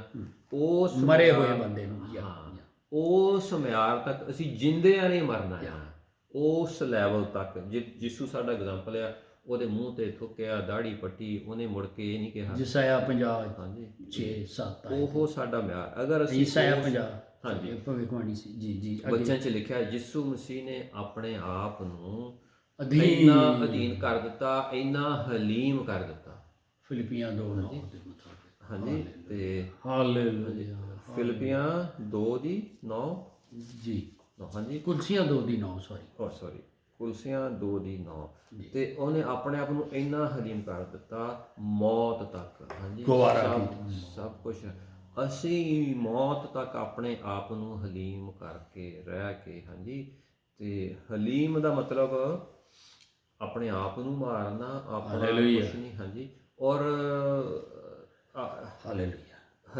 ਹਿਊਮਿਲਿਟੀ ਦੇ ਵਿੱਚ। ਤੇ ਇੱਕ ਹੋਰ ਇੱਕ ਤਾਂ ਹਿਊਮਿਲਿਟੀ ਦਾ ਉਲਟਾ ਹੋ ਗਿਆ ਪ੍ਰਾਈਡ ਤੇ ਹਿਊਮਿਲਿਟੀ। ਤੇ ਇੱਕ ਹੁੰਦਾ ਹੈਗਾ ਸੈਲਫ ਪਿਟੀ। ਇਹ ਆਪਾਂ ਥੋੜਾ ਜਿਹਾ ਸ਼ਾਇਦ ਬਾਹਰ ਜਾ ਰਹੇ ਹਾਂ ਟੌਪਿਕ ਤੋਂ, ਹਨਾ। ਤੇ ਮਤਲਬ ਹੈਗਾ ਜੀ ਉਹ ਸੈਲਫ ਸੋਨਾ ਬਣਾਉਣਾ ਚਾਹੁੰਦਾ। ਹਾਂ, ਸੈਲਫ ਪਿਟੀ ਨਹੀਂ, ਹਿਊਮਿਲਿਟੀ, ਦੋਨਾਂ 'ਚ ਫਰਕ ਹੈਗਾ। ਹਿਊਮਿਲਿਟੀ ਦੇ ਵਿੱਚ ਚੱਲਣਾ ਤੇ ਪਵਿੱਤਰਤਾਈ ਦੇ ਵਿੱਚ ਚੱਲਣਾ, ਆਪਣੇ ਆਪ ਨੂੰ ਮਾਰ ਕੇ। ਹਾਂਜੀ, ਤੇ ਆਪਣਾ ਜਿਹੜਾ ਆਪਾਂ ਦੁਨਿਆਵੀ ਨਹੀਂ, ਅਸੀਂ ਸਵਰਗੀ ਹਾਂ। ਸਾਡੀ ਸੋਚ, ਸਾਡਾ ਮੰਜ਼ਿਲ ਸਵਰਗ ਸੋਚ ਉਹ ਹੋਣੀ ਚਾਹੀਦੀ ਹੈ। ਸਵਰਗ ਦੀਆਂ ਚੀਜ਼ਾਂ ਉੱਤੇ ਨਿਗਾਹ ਰੱਖੋ। ਇਹੀ ਉਹ ਚਾਹੁੰਦਾ ਹੈ ਕਿ ਖਜ਼ਾਨੇ ਮੈਂ ਦਿਆਂ। ਸੋਨੇ ਦੀ ਗੱਲ ਕਰ ਰਹੇ ਹੋ, ਅਸੀਂ ਤਾਂ ਕਹਿੰਦੇ ਹਾਂ ਸਾਨੂੰ ਫਟੋਫਟ ਮਿਨਿਸਟਰੀ ਮਿਲ ਜਾਏ। ਉਹ ਜਦੋਂ ਸੋਨਾ ਭੱਠੀ 'ਚ ਪਾਇਆ ਜਾਂਦਾ ਨਾ, ਜਦੋਂ ਰੱਬ ਸਾਨੂੰ ਇਸ ਪ੍ਰੋਸੈਸ ਵਿੱਚ ਪਾਉਂਦਾ ਹੈ, ਤੇ ਪਹਿਲੇ ਤਾਂ ਕਹਿੰਦੇ ਸੋਨਾ ਬਣਾ ਦੇ, ਫਿਰ ਡਾਟਾ ਮਾਰ ਉਹ ਕੱਢਦੇ ਬਾਹਰ ਕੀ ਕਰਨ ਦੇ। ਸੋ ਪਿਓਰਿਟੀ ਉਹ ਜੀ ਜੇ ਉਹ ਕਰ ਰਿਹਾ, ਉਹ ਸਾਡੇ ਭਲੇ ਲਈ ਕਰ ਰਿਹਾ। ਜੇ ਉਸ ਤੋਂ ਪਹਿਲਾਂ ਹੀ ਯੂਜ਼ ਕਰ ਲਏਗਾ, ਹਨਾ, ਬਿਲਕੁਲ ਉਹ ਸਾਡੇ ਲਈ ਨੁਕਸਾਨ ਆ। ਹਾਂਜੀ, ਪ੍ਰਾਈਡ ਚ ਆ ਜਾਏਗਾ, ਹੋਰ ਆ ਜਾਏਗਾ, ਲਾਲਚ ਦੁਨੀਆ ਵਿੱਚ ਫਸ ਜਾਏਗਾ। ਉਹ ਰੱਬ ਉਸ ਚੀਜ਼ ਚੋਂ ਕਾਂਟ ਛਾਂਟ ਕਰ ਰਿਹਾ। ਰੱਬ ਯਿਸੂ ਕਹਿੰਦਾ ਨਾ, ਹਾਲੇਲੂਇਆ, ਜਿਹੜੀ ਦਾਣੀ ਮੇਰੇ 'ਚ ਬਣੀ ਰਹਿੰਦੀ ਆ, ਔਰ ਉਹ ਜਿਹੜੀ ਫੜ ਲੈ ਕੇ ਆਉਂਦੀ ਥੋੜੀ ਕਾਂਟ-ਛਾਂਟ ਵੀ ਹੁੰਦੀ ਤਾਂ ਕਿ ਹੋਰ ਫੜ ਲੈ ਕੇ ਆਵੇ। ਹਾਂਜੀ, ਸੋ ਭੇਤ ਬੜੇ ਨੇ, ਹਾਂਜੀ, ਉਹਨਾਂ ਨੂੰ ਹੀ ਦਿੰਦਾ ਹੈ ਜਿਹੜੇ ਕਿ ਫਿਰ ਇਸ ਵਿੱਚ ਆਉਣ, ਕਿਉਂਕਿ ਉਹ ਹੀ ਚਾਹੁੰਦਾ ਹੈ ਹਾਂ। ਸਵਰਗੀ ਭੇਤ। ਹੋਰ ਬਾਕੀ ਹੋਰ ਗੱਲਾਂ ਬਹੁਤ ਆ ਗਈਆਂ, ਸੌਰੀ ਮੈਂ ਤੁਹਾਨੂੰ ਕੱਟੀ ਜਾਂਦਾ। ਬਾਕੀ ਨਹੀਂ, ਕਹਿੰਦਾ ਜੀ ਜਿਹਦੇ ਨਾਲ ਰੱਬ ਪਿਆਰ ਕਰਦਾ ਉਹਨੂੰ ਥੋੜਾ ਜਿਹਾ ਫਿਰ ਉਹ ਡਿਸਪਲਿਨ ਵੀ ਕਰਦਾ, ਕੋੜੇ ਵੀ ਲਾਉਂਦਾ ਹੈ, ਜਿਹਨੂੰ ਪੁੱਤਰ ਬਣਾਉਂਦਾ ਹੈ। ਹਾਂ, ਉਹ ਭਲੇ ਹੀ ਕਰਦਾ ਆ, ਸਾਰਾ ਕੁਝ ਕਰਦਾ। ਸੋ ਅਸਮਾਨ ਦੀ ਚਾਬੀ ਕੁੰਜੀ ਇਹ ਤਾਂ ਹੀ ਲੱਭਦੀ ਹੈ ਜੇ ਅਸੀਂ ਇਸ ਪ੍ਰੋਸੈਸ ਜਾਈਏ। ਫਿਰ ਵਕੀਲ ਹੈ ਜੀ, ਜਿਹੜਾ ਤੁਸੀਂ ਸਵਰਗ ਤੇ ਬਣੋਗੇ ਬਣਿਆ ਜਾਏਗਾ, ਜਿਹੜਾ ਸਵਰਗਾਂ ਤੇ ਖੋਲੋਗੇ ਖੁੱਲ ਜਾਏਗਾ, ਧਰਤੀ ਤੇ ਬਣੋਗੇ। ਸੋ ਇਹ ਚਾਬੀ ਇਸ ਤਰ੍ਹਾਂ, ਸੋ ਇਹ ਇੱਕ ਬੇਸਿਕ ਹੋ ਗਿਆ ਕਿ ਇਹ ਤੇ ਬਾਈ ਜ਼ਿਹਨ 'ਚ ਹੋਣਾ ਚਾਹੀਦਾ। ਹੋਰ ਹੈਗੀ ਸਟੱਡੀ ਨਾ ਇਹਦੇ ਵਿੱਚ ਨਾ, ਫਿਰ ਅੱਗੇ ਦੇਖ ਲਾਂਗੇ ਨਾ ਕਿਸ ਤਰ੍ਹਾਂ ਕਨਵਰਟ ਹੋਣੀ ਹੈ। ਠੀਕ ਹੈ, ਇੱਕ ਗੱਲ ਹੋਰ ਕੱਢ ਕੇ ਮੈਂ ਥੋੜੀ ਜਿਹੀ ਪ੍ਰੇਜ਼ ਹਾਂਜੀ, ਤੇ ਜੇ ਆਪਾਂ ਇਸ ਕੰਮ ਲਈ ਮੰਗ ਰਹੇ ਹੈਗੇ ਆ, ਰੱਬਾ ਮੈਨੂੰ ਆਹ ਸੇਵਕਾਈ ਦੇ, ਲੋਕੀ ਮੇਰੇ ਡਿੱਗਦੇ ਫਿਰਨ, ਇਹ ਹੋ ਜਾਏ ਉਹ ਹੋ ਜਾਏ, ਹਨਾ, ਤੇ ਜੇ ਉਹ ਉਹਦੇ ਵਿੱਚ ਆਪਣੀ ਬੱਲੇ ਬੱਲੇ ਲੱਭ ਰਹੇ ਆ ਨਾ, ਤੇ ਰੱਬ ਕਹਿੰਦਾ ਤੂੰ ਬਹਿ ਜਾ ਚੁੱਪ ਕਰਕੇ। ਸੋ ਦੂਸਰੇ ਪਾਸੇ ਸ਼ੈਤਾਨ ਵੀ ਹਾਂਜੀ, ਇਹੋ ਜਿਹੀਆਂ ਚੀਜ਼ਾਂ ਲੋਕਾਂ ਨੂੰ ਦੇ ਕੇ ਕੰਮ ਕਰਾਉਂਦਾ ਹੈ। ਉਹ ਫਿਰ ਅੱਗੇ ਦੇਖਾਂਗੇ। ਹਾਂਜੀ, ਠੀਕ, ਤੇ ਆਪਾਂ ਹੁਣ ਇੱਥੇ ਇਸ ਸਟੱਡੀ ਨੂੰ ਫਿਨਿਸ਼ ਕਰਦੇ ਹਾਂ, ਇਸ ਨੂੰ ਅੱਗੇ ਜਾਰੀ ਰੱਖਾਂਗੇ। ਹਾਲੇਲੂਇਆ। ਪਰਮੇਸ਼ਰ ਪਿਤਾ ਇੱਕ ਇੱਕ ਮਸੀਹੀ ਦੇ ਲਈ ਜੋ ਆਪ ਨੇ ਯਿਸੂ ਦੇ ਕੀਮਤੀ ਲਹੂ ਦੇ ਨਾਲ ਖਰੀਦੇ ਹੋਏ ਹਨ, ਆਪ ਦਾ ਮਕਸਦ ਹੈ, ਉਹ ਮਕਸਦ ਹਰ ਇੱਕ ਦੀ ਜ਼ਿੰਦਗੀ ਦੇ ਵਿੱਚ ਪੂਰਾ ਹੋਵੇ। ਪਰਮੇਸ਼ਰ ਪਿਤਾ ਉਹ ਇਨਸਾਨ, ਉਹ ਮਸੀਹੀ ਭੈਣ ਭਰਾ, ਜਿੰਨਾ ਚਿਰ ਆਪ ਦਾ ਮਕਸਦ ਪੂਰਾ ਨਹੀਂ ਹੁੰਦਾ ਉਸ ਦੀ ਜ਼ਿੰਦਗੀ ਵਿੱਚ, ਇਸ ਧਰਤੀ ਨੂੰ ਉਹ ਛੱਡ ਕੇ ਨਾ ਜਾਵੇ। ਹਰ ਇੱਕ ਮਸੀਹੀ ਭੈਣ ਭਰਾ ਦੇ ਲਈ ਆਪ ਦੀ ਦਇਆ, ਰਹਿਮ, ਕਿਰਪਾ ਮੰਗਦੇ ਹਾਂ। ਇੱਕ ਨੂੰ ਤਿਆਰ ਕਰੋ, ਅੱਖਾਂ ਖੋਲ੍ਹੋ, ਉਹਨਾਂ ਨਾਲ ਗੱਲਬਾਤ ਕਰੋ। ਪਰਮੇਸ਼ਰ ਪਿਤਾ ਸਾਡੇ ਨਾਲ ਵੀ ਵਿੱਚ ਹੀ ਅਸੀਂ ਆਪਣੇ ਲਈ ਵੀ ਦੁਆ ਕਰਦੇ ਹਾਂ, ਜੋ ਆਪ ਦਾ ਮਕਸਦ ਹੈ ਉਹ ਸਾਡੇ ਸਾਹਮਣੇ ਰਹੇ। ਸਾਨੂੰ ਤਿਆਰ ਕਰੋ, ਅਨੋਇੰਟ ਕਰੋ, ਔਰ ਪਰਮੇਸ਼ਰ ਪਿਤਾ ਉਸ ਦੇ ਲਈ ਤਿਆਰੀ ਕਰਵਾਓ ਪਰਮੇਸ਼ਰ ਪਿਤਾ, ਤਾਂ ਕਿ ਆਪ ਦਾ ਜਲਾਲ, ਆਪ ਦੀ ਮਹਿਮਾ, ਆਪ ਦੀ ਤਾਰੀਫ, ਔਰ ਪਰਮੇਸ਼ਰ ਪਿਤਾ ਆਪ ਦੇ ਰਾਜ ਦੇ ਲਈ, ਜਿਸ ਮਕਸਦ ਲਈ ਆਪ ਨੇ ਇੱਕ ਇੱਕ ਨੂੰ ਸਾਨੂੰ ਚੁਣਿਆ, ਉਹ ਅਸੀਂ ਕਰ ਸਕੀਏ ਪਰਮੇਸ਼ਰ ਪਿਤਾ। ਔਰ ਜੋ ਭੈਣ ਭਰਾ ਇਸ ਸਟੱਡੀ ਦੇ ਲਈ, ਇਸ ਸਟੱਡੀ ਜੋ ਸੁਣੀ ਹੈ, ਜੋ ਬੱਚੇ ਨੇ ਸੁਣ ਰਹੇ ਹਨ, ਉਹ ਸਭ ਦੇ ਲਈ ਇਹ ਦੁਆ ਕਰਦੇ ਹਾਂ ਪਰਮੇਸ਼ਰ ਪਿਤਾ, ਔਰ ਸਭ ਦੇ ਲਈ ਇਹ ਬਰਕਤ ਮੰਗਦੇ ਹਾਂ ਪਰਮੇਸ਼ਰ ਪਿਤਾ। ਅਸੀਂ ਸਭ ਖੜੇ ਹੋ ਜਾਈਏ, ਤਿਆਰ ਹੋ ਜਾਈਏ। ਸਾਡੀਆਂ ਪਰਮੇਸ਼ਰ ਪਿਤਾ ਦੁਨੀਆ ਦੇ ਵਿੱਚ, ਜੋ ਦੁਨੀਆ ਦੇ ਉਲਝਣਾਂ ਦੇ ਵਿੱਚ ਜੋ ਸ਼ੈਤਾਨ ਸਾਨੂੰ ਫਸਾਉਣਾ ਚਾਹੁੰਦਾ, ਸਾਡੀਆਂ ਸੋਚਾਂ ਨੂੰ ਸਾਡੀ ਕਾਲਿੰਗ ਤੋਂ ਵੱਖਰਾ ਕਰਨਾ ਚਾਹੁੰਦਾ, ਜੋ ਸਾਡੀ ਕਾਲਿੰਗ ਨੂੰ ਜੋ ਚੁਰਾਉਣਾ ਚਾਹੁੰਦਾ, ਜੋ ਸ਼ੈਤਾਨ ਦਾ ਕੰਮ ਹੈ, ਜੋ ਸਾਡੇ ਕਾਲਿੰਗ ਦੇ ਖਿਲਾਫ ਜੋ ਮਨਸੂਬੇ ਘੜਦਾ ਹੈ, ਉਹ ਸਭ ਨੂੰ ਯਿਸੂ ਮਸੀਹ ਨਾਮ ਦੇ ਵਿੱਚ ਕੈਂਸਲ ਕਰਦੇ ਹਾਂ। ਔਰ ਸਾਨੂੰ ਰੂਹਾਂ ਪਰਖਣ ਦਾ ਆਤਮਾ ਦਿਓ ਪਰਮੇਸ਼ਰ ਪਿਤਾ, ਤਾਂ ਕਿ ਅਸੀਂ ਆਪ ਦੀ ਕਾਲਿੰਗ ਨੂੰ ਪਹਿਚਾਣ ਕੇ, ਸਮਝ ਕੇ ਉਸ ਮੁਤਾਬਕ ਚੱਲ ਸਕੀਏ ਪਰਮੇਸ਼ਰ ਪਿਤਾ। ਹਰ ਇੱਕ ਦੇ ਲਈ ਦਇਆ, ਰਹਿਮ, ਕਿਰਪਾ ਮੰਗਦੇ ਹਾਂ, ਔਰ ਸਾਰੇ ਵਚਨ ਨੂੰ ਜੋ ਪਵਿੱਤਰ ਆਤਮਾ ਦੁਆਰਾ ਬੋਲਿਆ ਗਿਆ, ਪੜ੍ਹਿਆ, ਸੁਣਿਆ ਗਿਆ, ਸਾਡੇ ਨਾਲ ਗੱਲਬਾਤ ਕੀਤੀ, ਇਹ ਸਭ ਨੂੰ ਯਿਸੂ ਮਸੀਹ ਦੇ ਪਵਿੱਤਰ ਜ਼ਿੰਦਾ ਲਹੂ ਦੇ ਵਿੱਚ ਢੱਕਦੇ ਹਾਂ ਪਰਮੇਸ਼ਰ ਪਿਤਾ, ਤਾਂ ਕਿ ਦੁਸ਼ਮਣ ਇਸ ਦੇ ਵਿੱਚ ਕੋਈ ਹੇਰਾ ਫੇਰੀ ਨਾ ਕਰ ਸਕੇ, ਚੁਰਾ ਨਾ ਸਕੇ। ਔਰ ਇਹ ਸਭ ਕੁਝ ਮੰਗਦੇ ਹਾਂ ਆਪ ਦੇ ਇਕਲੌਤੇ ਪੁੱਤਰ, ਸਾਡੇ ਮੁਕਤੀਦਾਤਾ ਯਿਸੂ ਮਸੀਹ ਦੇ ਨਾਮ ਵਿੱਚ। ਆਮੀਨ।